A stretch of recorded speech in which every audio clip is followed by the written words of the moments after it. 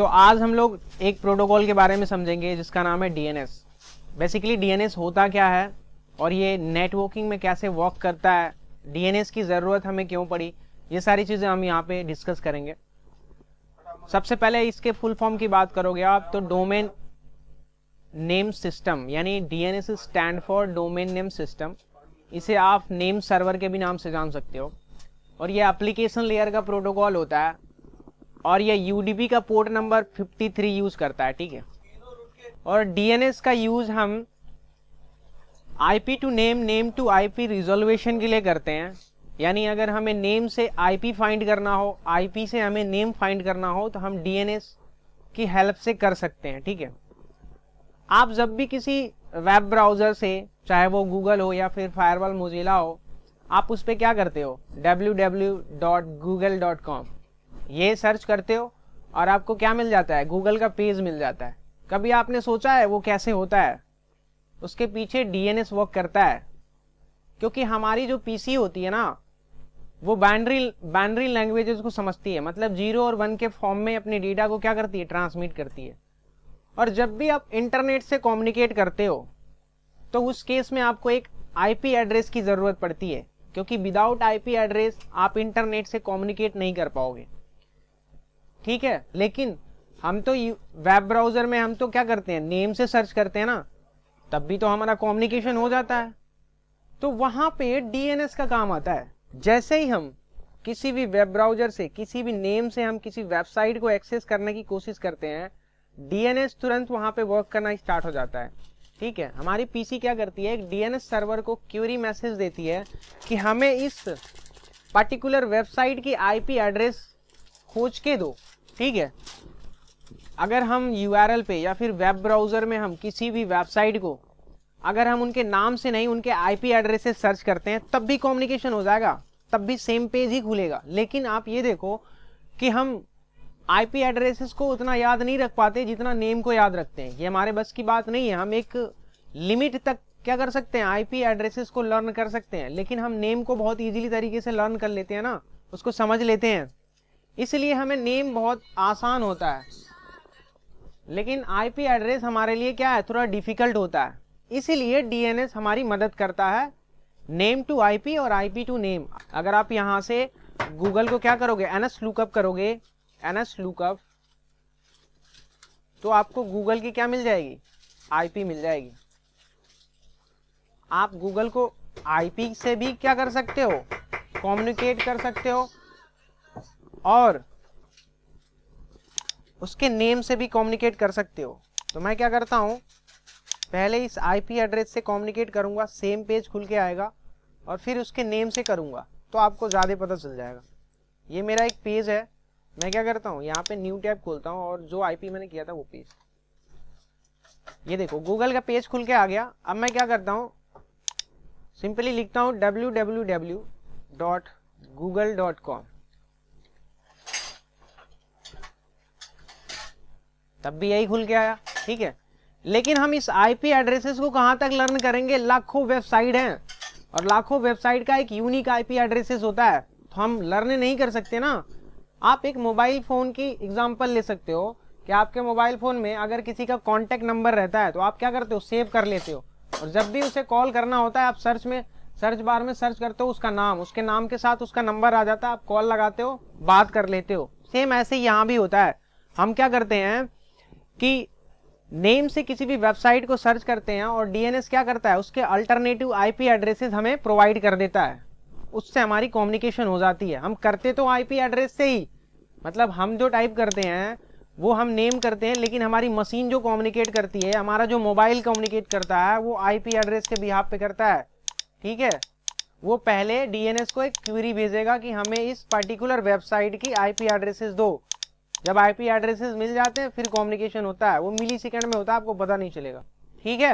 अब बात करते हैं ये वर्क कैसे करता है, नेटवर्किंग में इसका वर्क क्या है और कैसे वर्क करता है। उससे पहले आप ये देख लो, ये कुछ डोमेन के नेम है, ये हमारे रूट डोमेन होते हैं। .com, आप भी वेबसाइट के लास्ट में आप देखते होंगे .com लगा होता है, .org लगा होता है, .int लगा होता है, .education होता है। तो ये जो वेबसाइट होते हैं इनका कुछ मतलब होता है। अगर .com है तो कमर्शियल यूज के लिए, org है तो ऑर्गेनाइजेशन के लिए है, ठीक है। एजुकेशनल पर्पज के लिए edu यूज करते हैं, ठीक है। इस टाइप के GOV या गवर्नमेंट के लिए यूज करते हैं। मिलिट्री के लिए .mil यूज करते हैं। तो इस टाइप के हमारे पास क्या है, डोमेन है, ठीक है। जब भी हमें कोई वेबसाइट क्या होती है, होस्टिंग करानी होती है, तो हम इन डोमेन में से कोई भी चूज करके अपनी वेबसाइट को होस्टिंग करा लेते हैं।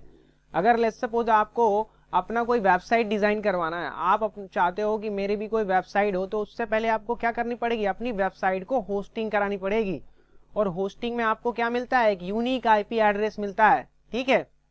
उस यूनिक IP एड्रेस को ऑल ओवर वर्ल्ड जितने भी DNS होते हैं, पहली बात तो ये समझ लो कि जितने भी DNS होते हैं वो एक दूसरे से कनेक्टेड होते हैं। जैसे ही आप कोई अपनी वेबसाइट होस्टिंग कराते हो, मतलब जो जितने भी DNS सर्वर होंगे उनमें अपडेशन चलेगा, ठीक है। उन सबके पास आपके IP एड्रेस, आपके वेबसाइट की इंफॉर्मेशन होगी। तो आप वर्ल्ड से कहीं से भी एक्सेस करोगे अपनी वेबसाइट को, तो आप एक्सेस कर लेते हो with the help of DNS, ठीक है। ये देख लो कुछ ट्रीज यहाँ पे दिख रहा है, एक रूट है और इससे क्या है, बहुत सारे डोमेन क्या है, कनेक्टेड है। तो ये जो देख रहे हो आप .com, .net, .org, ये क्या है, और ये जो होंगे वो टॉप लेवल डोमेन होंगे, ठीक है। उसके बाद सब डोमेन होंगे। तो सबसे पहले जो रिक्वेस्ट जाती है वो ISP के डोमेन में जाता है। तो जब भी आप इंटरनेट से कम्युनिकेट करते हो ना, तो अगर आपके केस में क्या है, आपने अगर ISP से क्या लिया हुआ है, लीज लाइन लिया हुआ है या फिर ब्रॉडबैंड लगवाया हुआ है, तो ISP आपको क्या देता है, DNS सर्वर का IP एड्रेस देता है। मतलब हर एक ISP के पास अपना एक DNS सर्वर होता है। अगर नहीं भी होता है तो आप गूगल का DNS सर्वर यूज करते, 8.8.8.8 उसकी IP होती है, ठीक है। और उसका अल्टरनेटिव DNS होता है 8.8.4.4, मतलब ये फ्री ऑफ कॉस्ट होता है। आप अगर ISP का DNS यूज नहीं करना चाहते हो तो आप गूगल का DNS यूज कर सकते हो, ठीक है। और DNS पढ़ते कहाँ हैं, यही पढ़ते हैं।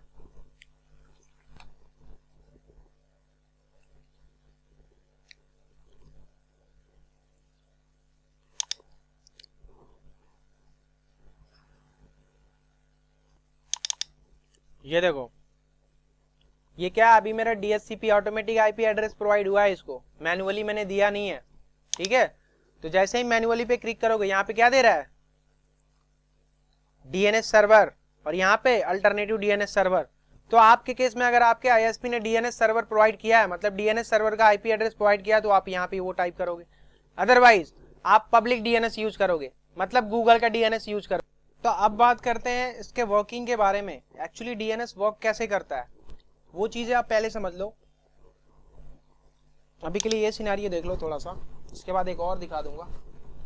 यहाँ पे क्या है, यहाँ पे एक PC है, ठीक है। इसने क्या किया, ये वाली वेबसाइट को क्या किया, हिट किया अपने वेब ब्राउजर से, ठीक है। तो www जो भी है इसके आगे .com लगा दिया। जैसे ये हिट करेगा, ये क्या करेगा, सबसे पहले अपने ISP वाले DNS सर्वर को रिक्वेस्ट देगा, मतलब क्यूरी मैसेज देगा कि अगर तुम्हारे पास इस नेम के क्रॉसपॉन्डिंग IP एड्रेस है तो मुझे क्या कर दो, प्रोवाइड कर दो। तो ये क्या करेगा, अपने DNS कैशे में उसको देखेगा, अगर इसके पास एंट्री होगी तो ये क्या कर देगा, यहीं से इसको दे देगा रिप्लाई। अगर नहीं होगा तो ये क्या कर देगा, फिर रूट डोमेन को सेंड कर देगा।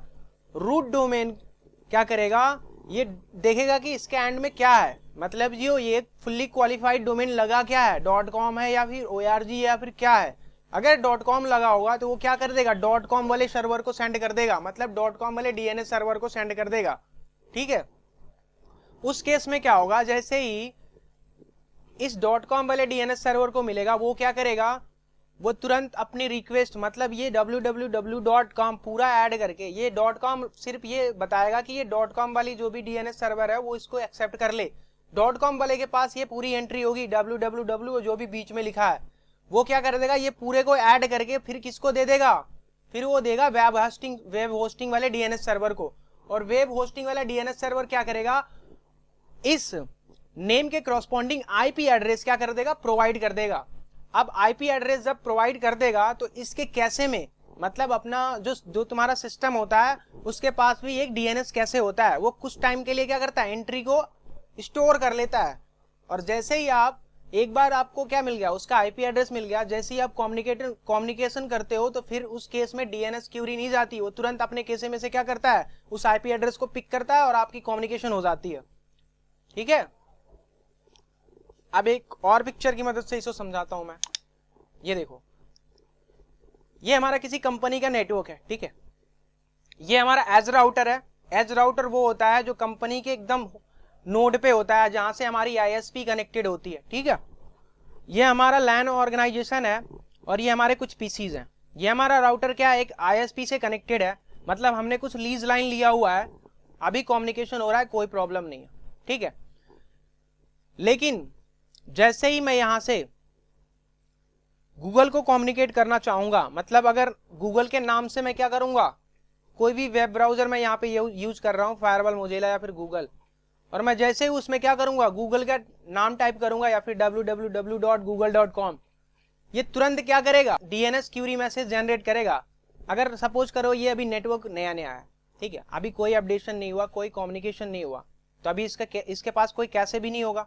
ठीक है, और कैसे नहीं होगा तो उस केस में क्या होगा, उस केस में सबसे पहले डीएनएस क्यूरी मैसेज जनरेट करेगा, फिर ये देगा अपने राउटर को। राउटर क्या करेगा, अपने आईएसपी को फॉरवर्ड करेगा, आईएसपी अपने डीएनएस सर्वर में सबसे पहले वो एंट्री देखेगा, यानी अपने कैसे में देखेगा वो, अगर इसके करस्पॉन्डिंग आईपी एड्रेस है तो वो क्या कर देगा, इसको प्रोवाइड कर देगा। अगर नहीं होगा तो क्या करेगा, वो रूट डोमेन को दे देगा। अब रूट डोमेन क्या करेगा, टॉप लेयर डोमेन को क्या कर देगा, सेंड कर देगा, क्योंकि इसके पास सबकी इंफॉर्मेशन होती है .com, .org, .edu। तो पर्टिकुलर जिस वेबसाइट के लिए आ रहा है, या हमारी रिक्वेस्ट किससे जा रही है, .com से जा रही है ना, तो वो क्या करेगा, .com वाले डीएनएस सर्वर को क्या कर देगा, सेंड कर देगा वो क्यूरी मैसेज। अब .com वाला क्या करेगा, .com वाला www.google ऐड करके और पूरा का पूरा वो नेम बना के वो किसको दे देगा, वो दे देगा होस्टिंग सर्वर को। और होस्टिंग सर्वर में जहां पे हमारी वेबसाइट होस्टिंग होती है, उस सर्वर को बोलते हैं होस्टिंग सर्वर। तो ये गूगल का होस्टिंग सर्वर है, यहाँ पे क्या हुआ है, गूगल होस्टिंग हुई है, गूगल की वेबसाइट यहाँ पे होस्टिंग हुई है। ठीक है, तो यहाँ पे जब आप होस्टिंग करवाते हो कोई भी वेबसाइट, तो आपको एक आईपी एड्रेस मिलता है। ठीक है, एक लॉजिकल आईपी एड्रेस आपको प्रोवाइड करती है, जो भी आप होस्टिंग करवाते हो, जहां पे भी करवाते हो, वो आपको क्या करता है, एक लॉजिकल आईपी एड्रेस प्रोवाइड करता है। और ये क्या कर देगा, यहां से जब आईपी एड्रेस मिल गया तो ये आईपी एड्रेस क्या कर देगा, प्रोवाइड कर देगा। एक बार जब आईपी एड्रेस मिल जाएगा, कुछ टाइम के लिए इसके कैशे में क्या हो जाएगी, इसके डीएनएस कैशे में वो आईपी एड्रेस क्या होगी, स्टोर हो जाएगी। अब जब भी कम्युनिकेट करना होगा तो ये क्या करेगा, अब डीएनएस क्यूरी मैसेज जनरेट नहीं करेगा, अब वो क्या करेगा, तुरंत अपने कैशे में देखेगा और क्या करेगा, कम्युनिकेशन कर लेगा। लेकिन ये कुछ टाइम तक स्टोर करके रखता है। ठीक है, उसके बाद फिर क्या होगा, जब कैसे से वो इंफॉर्मेशन डिलीट हो जाएगी या फिर खत्म हो जाएगी कह सकते हो, तो फिर वो उस केस में भी फिर क्या होगा, क्यूरी मैसेज ही जनरेट होगा। तो उस केस में क्या है, यहाँ पे डीएनएस सर्वर जो होगा, तो मान लो अभी ये पीसी ने इसको रिक्वेस्ट सेंड किया है, हो सकता है ये भी तो कर रहा होगा, तो रास्ता तो यही है ना जाने के लिए, चाहे ये करे चाहे ये करे, रास्ता तो यही है ना। तो मान लो इसका टाइमिंग स्टार्ट हो गया, अभी मान लो कम्युनिकेशन इसने किया, इसके कैशे में अपडेट हो गई है, अब ये कुछ टाइम तक कम्युनिकेट नहीं कर रहा है, तो इसके कैशे की जो टाइमिंग है वो तो चल रही है ना, धीरे धीरे खत्म हो रही है। लेकिन थोड़े टाइम में ये कम्युनिकेट कर दिया गूगल को, तो फिर क्या होगा, इसके कैशे में तो एंट्री आ रही है ना, तो फिर क्या होगा, कम्युनिकेशन ये कर लेगा इजिली। ठीक है, तो विदाउट डीएनएस आप इंटरनेट से कम्युनिकेट नहीं कर पाओगे। ठीक है, आपको डीएनएस की हेल्प लेनी पड़ेगी।